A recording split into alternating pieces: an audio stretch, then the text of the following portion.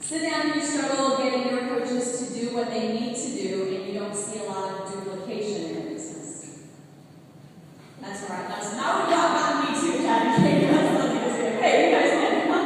All right, so you can all sit down. One of my biggest mistakes, and one of the biggest mistakes that a lot of my coaches made, and that I made for a long time, was that I was making my coaches way too dependent on me for their success. I would say things like the first phrase I gave you, which sounded really good, right? It sounded great. It's like, well, why wouldn't we say that? Of course we want to say that they can be there. But it's kind of more of a wording thing, and I would say things like, I'm here to help you all the way. Just contact me with questions anytime that you have them. You don't have to do anything on your own. We're going to work together on everything. And that worked when I had less than 10 coaches. But as soon as I had more than 10 coaches and I started building a big business that had hundreds of coaches in it, I was all of a sudden a slave to my coaches, and I couldn't get anything else done except answer their questions all day long, and they expected that they were going to get an answer immediately because that's what I had done the whole time, right?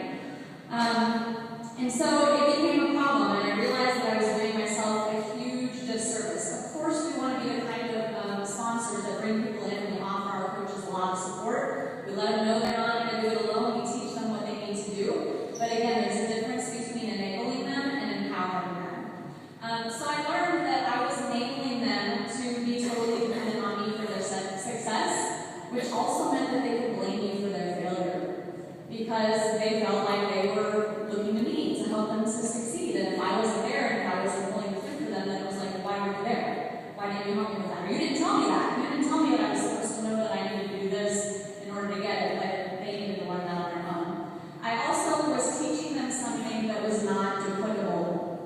If the system ends with you, then it ends, right? Have you guys read GoPro? If you haven't read GoPro, put that on your list to go get as soon as you get home. It's the best book I've ever read about this business. And in there he says, it doesn't matter what works, it matters what duplicates. So if it works for you, that's great. But if it doesn't duplicate to the rest of your team, then it ends with you. And this business is all about duplicating. So there's a difference between enabling and empowering your coaches, and I want to give you some examples of how I think it sounds.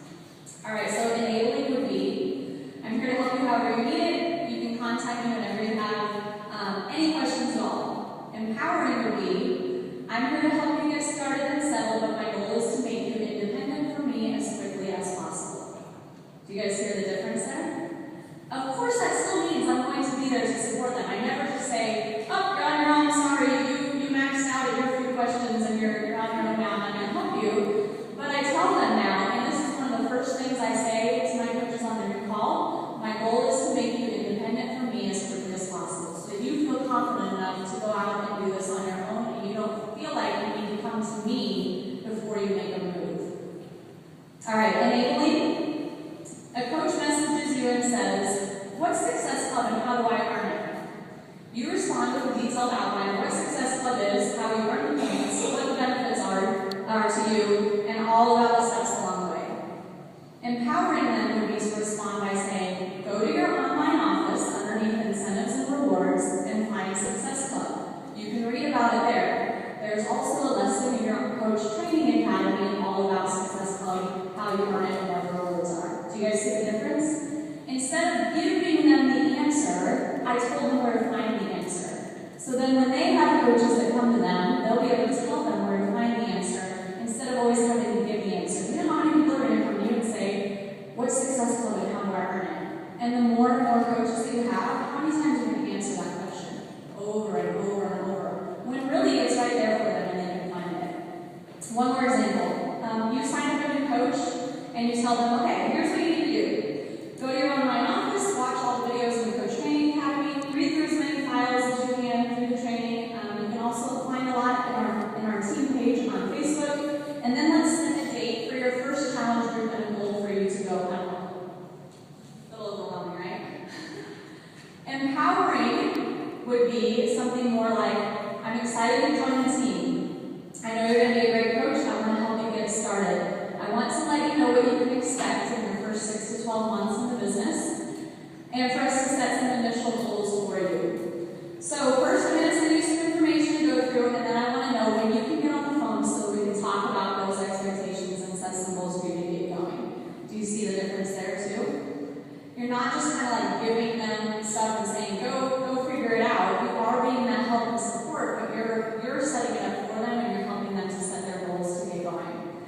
So to wrap up, I have just a couple tips. Number one is make it clear to your coaches that their success is up to them.